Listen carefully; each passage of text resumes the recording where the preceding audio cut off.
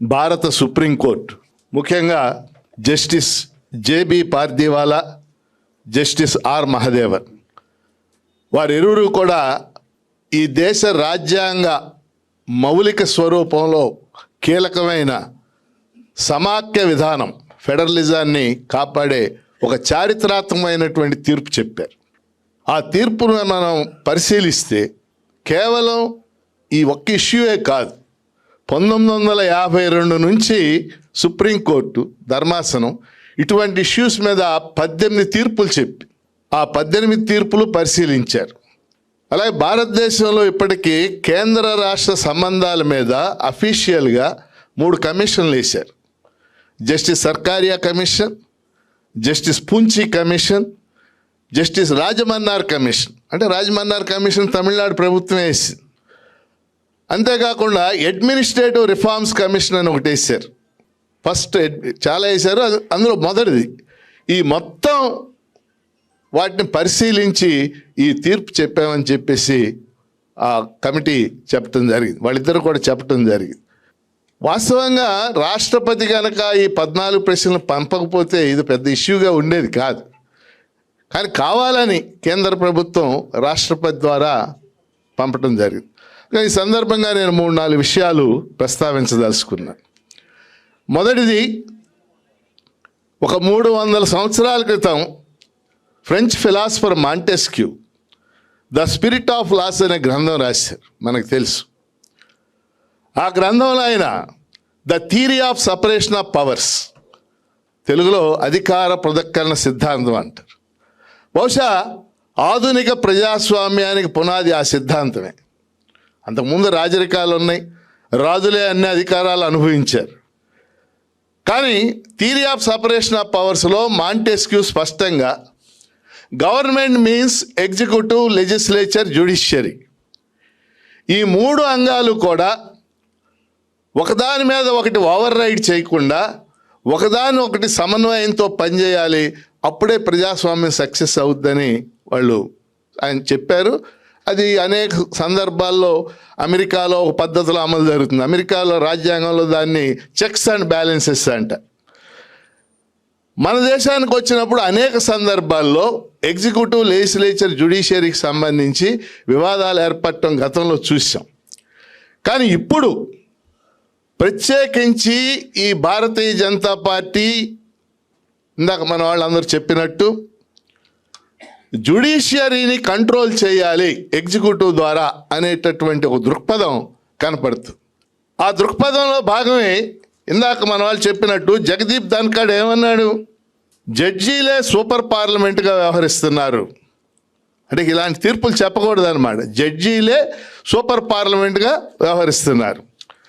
BJP MP Nishkant Dubey అని ఆయన ఒక వ్యాఖ్యానం చేశాడు. డైరెక్ట్గా సుప్రీంకోర్టు చీఫ్ జస్టిస్ మీద దాడి చేశాడు. జస్టిస్ సంజీవ్ ఖన్నా, మొన్న రిటైర్ అయిపోయిన ఆయన. ఏమన్నాడు ఆయన్ని, దేశంలో అంతర్యుద్ధాలకు ఈయన కారకుడవుతున్నాడు.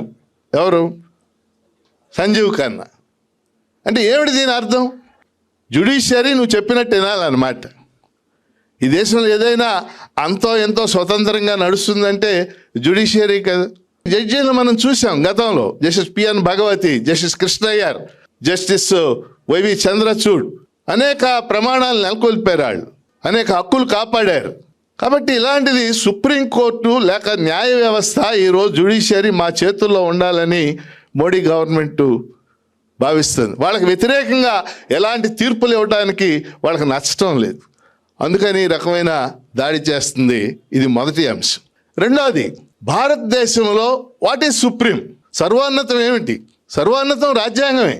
ఈ దేశ రాష్ట్రపతిని రాజ్యాంగమే సృష్టించింది, పార్లమెంటును రాజ్యాంగమే సృష్టించింది, సుప్రీంకోర్టును రాజ్యాంగమే సృష్టించింది, లేదా మంత్రిమండలిని రాజ్యాంగమే సృష్టించింది. కాబట్టి కాన్స్టిట్యూషన్ ఈజ్ సుప్రీం. కానీ ఇప్పుడు వీళ్ళు ఏం చేస్తున్నారంటే, మీరు ఇటీవల వచ్చిన అనేక వ్యాసాలు ఇవి చూస్తే, రాష్ట్రపతి మనం గౌరవించవలసిన వ్యక్తి, రాష్ట్రపతి సుప్రీం కదా, కానీ రాష్ట్రపతి మీదే జడ్జిమెంట్ చెప్తారా? రాష్ట్రపతి బిల్లులకి ఆమోదం తెలపలేదని జడ్జిమెంట్ చెప్తారా? అంటే రాష్ట్రపతి పదవిలో ఒక మహిళ ఉంది, అక్కడ ఒక గిరిజన మహిళ ఉంది. రాష్ట్రపతి పదవి చాలా ఉన్నతమైంది. వీళ్ళు సుప్రీంకోర్టు దాన్ని అగౌరవపరుస్తుంది అన్నటువంటి పద్ధతిలో తీసుకెళ్ళటానికి కూడా ఓ ప్రయత్నం జరుగుతుంది. అందుకని రాష్ట్రపతి ఎవరున్నారనేది అక్కడ ఇంపార్టెంట్ కాదు, ఏమి చర్య చేశారనేది ఇంపార్టెంట్. కాబట్టి కాన్స్టిట్యూషన్ ఈజ్ సుప్రీం, దాన్ని మనం దృష్టిలో పెట్టుకోవాలి. మూడో అంశం, ప్రపంచంలో ఏ దేశంలో అయినా రెండు రకాల ప్రభుత్వ విధానాలు ఉంటాయి. Either presidential form of government or parliamentary form of government. ఒక స్విట్జర్లాండ్లో తప్పితే ప్రపంచంలో ఏ దేశంలో ఈ రెండిట్లో ఏదో ఒకటి ఉంటుంది. అది భిన్నమైన రూపాల్లో ఉండొచ్చు. చాలా ఎక్కువ దేశాలు ప్రెసిడెంషియల్ ఫార్మ్ ఆఫ్ గవర్నమెంట్ ఉన్నాయి. అమెరికా కావచ్చు, సౌత్ ఆఫ్రికా కావచ్చు, బ్రెజిల్ కావచ్చు, అర్జెంటీనా కావచ్చు, ఇవన్నీ కూడా. చాలా ఎక్కువ దేశాలు పార్లమెంటరీ ఫార్మ్ ఆఫ్ గవర్నమెంట్, అది ఇంగ్లాండ్ కావచ్చు, కెనడా కావచ్చు, ఆస్ట్రేలియా కావచ్చు, ఇండియా కావచ్చు. నేను చెప్పదలుచుకుంది ఏంటంటే, in a parliamentary form of government the real powers are vested with the council of ministers headed by the prime minister. ప్రధానమంత్రి నాయకత్వాన్ని ఉండే మంత్రి మండలికి అధికారాలు ఉంటాయి, హెడ్ ఆఫ్ ద స్టేట్కి ఉండవు. ఇక్కడ హెడ్ ఆఫ్ ద స్టేట్ ఎవరు ఇండియాలో? రాష్ట్రపతి.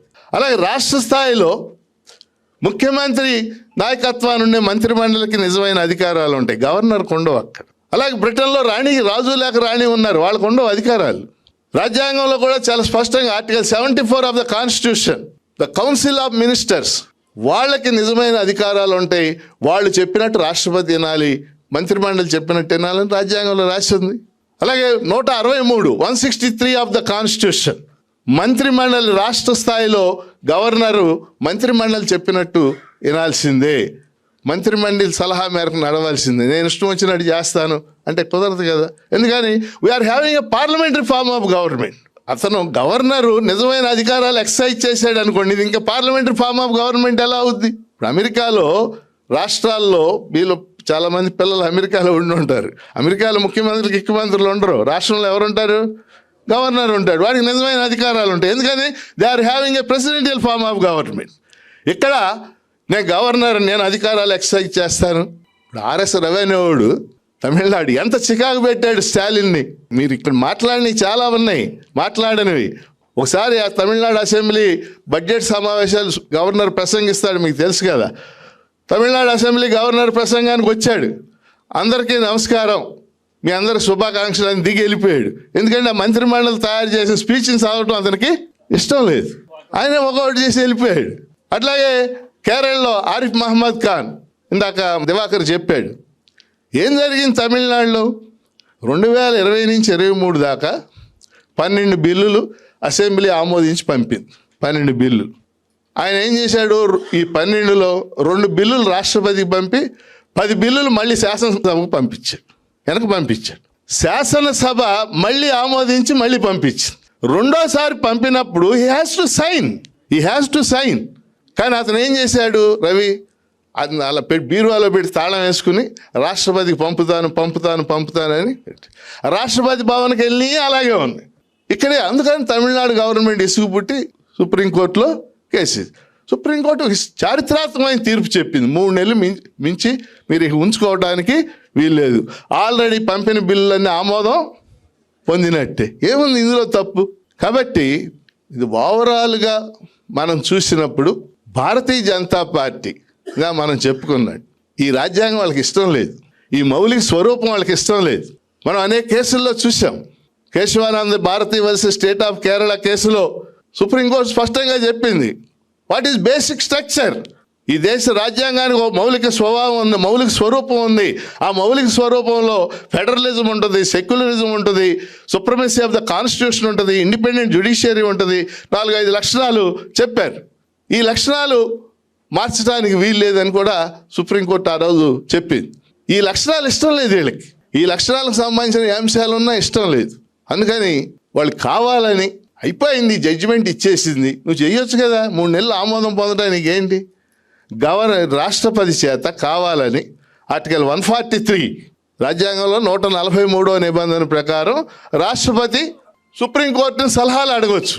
సుప్రీంకోర్టు ఆ సలహాల మీద చాలా 15-16 సార్లు జరిగినాయి. రామజన్మభూమి, అయోధ్య రామజన్మభూమి వివాదం మీద కూడా అప్పుడు రాష్ట్రపతి సుప్రీంకోర్టు సలహా అడిగారు. రాష్ట్రపతి అడగటం అంటే ఎవరు అడగటం? సెంట్రల్ గవర్నమెంట్ అడగటం. అందుకని మనం అర్థం చేసుకోవాల్సింది ఏంటంటే, ఇక్కడ ఈ రాజ్యాంగము, ఈ మౌలిక స్వరూపము, ఈ ఫెడరలిజము, ఈ రాష్ట్రాల హక్కులు, వాళ్ళకి ఇష్టం లేదు కాబట్టి ఈ రకమైనటువంటి ధోరణి అవలంబిస్తున్నారు. కానీ సుప్రీంకోర్టు చాలా సందర్భాల్లో ఆర్టికల్ 142 ఈరోజు సుప్రీంకోర్టు ఆర్టికల్ 142 ఉపయోగించింది. ఇప్పుడే కాదు, సుప్రీంకోర్టు ఇంతకు ముందు కూడా ఒక 7-8 సందర్భాల్లో చాలా ముఖ్యమైనటువంటి అంశాల మీద 142 ఉపయోగించడం మనం చూసాం. ఉదాహరణకి మీ అందరికి కనుక గుర్తున్నట్లయితే చండీగఢ్ మేయర్ ఎన్నికలో ఎంత దుర్మార్గాలు చేశారో భారతీయ జనతా పార్టీ వాళ్ళు మీకు తెలియదు. చివరికి సుప్రీంకోర్టు జోక్యం చేసుకుని ఒక ఆర్డర్ ఇవ్వబట్టి అక్కడ ఆమ్ ఆద్మీ పార్టీ అతను ఎన్నిక కావడం జరిగింది. అలాగే 2024 అక్టోబర్లో ఫీజు కట్టలేక ఒక దళిత విద్యార్థిని ప్రవేశ అర్హత కోల్పోయింది. ఆవిడ ఎంట్రన్స్ రాసేదాన్ని. ఆ అమ్మాయికి ధన్బాద్ ఐఐటిలో సీట్ ఇవ్వాలని సుప్రీంకోర్టు తీర్పు చెప్పింది. దానికి 140 ఉపయోగించింది. అలాగే ఇంతకుముందు భోపాల్ గ్యాస్ ట్రాజడీలో మనందరికి గుర్తుంటే భోపాల్ గ్యాస్ ట్రాజడీ జరిగింది. ఆ రోజుల్లో కూడా బాధితులకి అత్యధిక నష్టపరిహారం ఇచ్చే విధంగా సుప్రీంకోర్టు 142 ఉపయోగించింది. అలాగే జాతీయ రహదారులకి 500 మీటర్ల లోపు మద్యం దుకాణాలు ఉండరాదు అని ఒక రూల్ ఉంది. ఇప్పుడు ఉన్నాయా లేవా అది వేరే చర్చ. జాతీయ రహదారులకి 500 మీటర్ల లోపు మద్యం దుకాణాలు ఉండరాదు. ఇది కూడా సుప్రీంకోర్టు 142 కింద ఇచ్చినటువంటి ఆర్డరే. అలాగే పని స్థలాల్లో లైంగిక వేధింపుల కోసం ఆ లైంగిక వేధింపులను అరికట్టడానికి మార్గదర్శకాలు ఉండాలని కూడా సుప్రీంకోర్టు 142 కింద ఇచ్చింది. అలాగే ఇక్కడ కూడా సుప్రీంకోర్టు 142 ఉపయోగించి ఈ రకమైనటువంటి జడ్జిమెంటు చెప్పింది. అందుకని ఫైనల్గా నేను చెప్పదలుచుకుంది, ఈ జడ్జిమెంటు భారత సమాఖ్య విధానాన్ని కాపాడటానికి, ముఖ్యంగా గత 10 ఏళ్లలో నరేంద్ర మోడీ అధికారంలోకి వచ్చిన తర్వాత అది జిఎస్టీ వల్ల, జిఎస్టీ గురించి రాజ్యాంగంలో లేదు మనకు తెలుసు, జిఎస్టీ వల్ల రాష్ట్రాలకి 3 లక్షల కోట్ల నష్టం జరిగింది. 3 లక్షల కోట్లు. వాస్తవంగా ఇవాళ చాలా రాష్ట్రాలు తమ ఉద్యోగస్తులకి జీతాలు లేకపోతే ఇంకోటి చెల్లించే పరిస్థితుల్లో లేవు. డిఏలు అవన్నీ చెల్లించే పరిస్థితి. కానీ ఏ రాష్ట్రాలు కూడా ఇప్పుడు ఉన్నటువంటి పరిస్థితుల్లో అవి దెబ్బలాడతలేదు. అందుకని ఇవాళ భారతీయ జనతా పార్టీ విధానం ఒకటే. ఈ 28 రాష్ట్రాల్లో వాస్తవంగా కాశ్మీర్కి రాష్ట్ర ప్రతిపత్తి ఉండుంటే 29వ రాష్ట్రం అయి ఉండాలి. ఈ 28 రాష్ట్రాల్లో ఉంటే మా పార్టీ అధికారంలో ఉండాలి, లేకపోతే మమ్మల్ని సమర్థించే పార్టీలు అధికారంలో ఉండాలి. ఆంధ్రాలో లాగా. ఆంధ్రాలో తమాషా చూశారు కదా, 3 పార్టీలు ఆయన సమర్థిస్తూ ఉంటాయి. అట్లా అన్నా ఉండాలి. లేని ప్రభుత్వాలను మేము వేధిస్తూ ఉంటాం. అది పంజాబ్ కావచ్చు, అది కేరళ కావచ్చు, అది తమిళనాడు కావచ్చు, అది కర్ణాటక కావచ్చు. అది మొన్నదాకా తమిళసై అని ఒక ఆమె ఉండేది, సంతకాలు పెట్టేది కదా ఆవిడ కూడా. కాబట్టి ఈ రకమైనటువంటి యాటిట్యూడ్ ఇది కరెక్టా ఈ రోజుల్లో 2025లో? అందుకని సమాఖ్య విధానాన్ని దేశంలో కాపాడుకోవాలి, లౌకిక విధానాన్ని కాపాడుకోవాలి, రాజ్యాంగ మౌలిక స్వరూపాన్ని కాపాడుకుంటేనే ఈ దేశం మనం సమైక్యంగా ముందుకు వెళ్ళడానికి అవకాశం ఉంటుందని భావిస్తూ సెలవు.